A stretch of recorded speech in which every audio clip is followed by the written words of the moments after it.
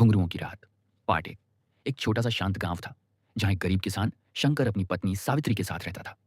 उसकी दुनिया बस उसका छोटा सा घर और उसके खेत थे। उस दिन काम इतना बढ़ गया कि शंकर को शाम होते होते भी फुर्सत नहीं मिली। सूरज ढल चुका था, अंधेरा गहरा था। शंकर ने मिट्टी झाड़ी और बोला, आज बहुत देर हो गई, चलो घर चलते हैं, सावित्री इंतजार कर रही होगी। वह अंधेरी पगडंडी पर चलने लगा। चारों ओर सन्नाटा, पेड़ों की चरमराहट और बढ़ती धुंध। अचानक उसकी नजर पड़ी। रास्ते के किनारे एक पुराने नीम के पेड़ पर एक काला सा साया टंगा हुआ था, बिल्कुल स्थिर, बिना हवा के हिले। शंकर घबराया मगर खुद को समझा लिया, मेरा वहम होगा। पर चलते ही पीछे से घुंघरुओं की हल्की आवाज आने लगी। छन छन छन। शंकर रुक गया। दिल तेज धड़कने लगा, जैसे कोई उसके पीछे उसी कदम से चल रहा हो। और तभी एक ठंडी कांपती हुई लड़की की आवाज आई। शंकर, उसका खून जम गया।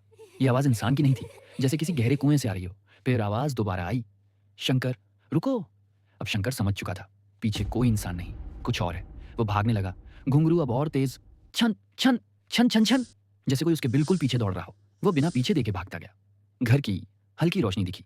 सावित्री शायद दरवाजे पर दीपक जलाकर खड़ी थी। शंकर बस चौखट पर पहुंचा ही था कि किसी ने उसकी गर्दन के पीछे बहुत पास से फुसफुसाया, मैं तो बस तुम्हारे घर तक छोड़ने आई हूं, शंकर। शंकर चीखने ही वाला था कि दरवाजा जोर से अपने आप बंद हो गया। सब शांत, घुंघरू की आवाज गायब, उस साया भी गायब। लेकिन तभी शंकर की नजर दरवाजे के नीचे गई। मिट्टी में नंगे पांव के ताजा निशान थे, और वो निशान घर के अंदर की तरफ जा रहे थे।